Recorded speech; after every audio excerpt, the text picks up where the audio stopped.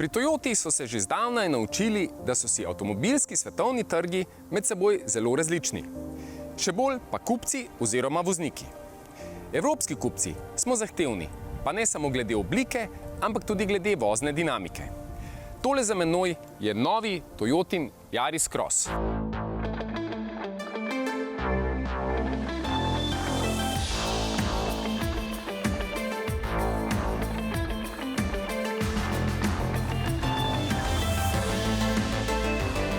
Morda takrat, ko so si ga pri Toyoti zamislili, še niso vedeli, a zdaj je že dejstvo, da mu za osnovo služi avto, ki je ne glede na to, da je na svetu že več kot 20 let svojo zadnjo generacijo znova osvojil avtomobilski svet. Hkrati smo ga žiranti za Evropski avto leta proglasili za zmagovalca in mu nadeli naziv Evropski avto leta 2021. Yaris Cross ima torej dobro osnovo. Dodaten plus je dejstvo, da je razvit za Evropo in evropskega kupca. Če prištejemo še to, da prodaja križancev še vedno narašča, je skoraj malce nenavadno, da so pri Toyoti s križancem v segmentu malih avtomobilov čakali tako dolgo. V primerjavi z Yarisom je 90 mm višji, 20 mm širši in predvsem 240 mm daljši. Ker govorimo o križancu, jasno prinaša tudi večjo oddaljenost od tal. Zato se mirno lahko zapeljamo tudi na kakšen makadam.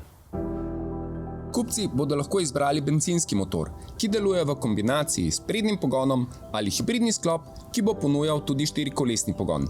Hibridni sklop je enak kot v Yarisu, torej ga sestavljata trivaljni 1,5-litrski bencinski motor in elektromotor, ki skupaj zagotavljata 85 kW sistemske moči. Za prestavljanje skrbi neskončnostopenjski samodejni menjalnik, ki sicer malce peša pri pospeševanju, zato pa je največja hitrost spodobnih 170 km/h. Bolj kot številke, pri Toyoti izpostavljajo razredno unikatnost štirikolesnega pogona. Vsak motor skrbi za svojo os, pri čemer se pri speljevanju in pospeševanju navor usmerja k zadnji osi, pri običajni vožnji pa k prednji osi. Če sistem zazna slabši oprijem, pa se ves navor razporedi med obe osi. Ob hibridnih pogonih pa pri Toyoti veliko pozornosti namenjajo tudi varnostno-asistenčnim sistemom. Združeni so v sistem Toyota Safety Sense, pomagajo pa pri preprečevanju trkov, v sili samodejno zavirajo, po potrebi pa prevzamejo tudi nadzor nad volanskim obročem.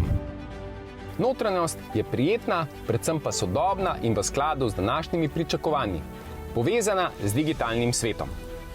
Za brezžično povezljivost skrbi integrirana SIM kartica.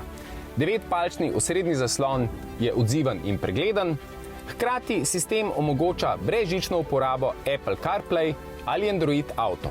Prtljažna vrata so električno pomična, prtljažni prostor pa je opremljen z dvojnim dnom, ki ga je mogoče poljubno prilagajati in razdeljevati, hkrati je mogoče prtljago tudi pripeti.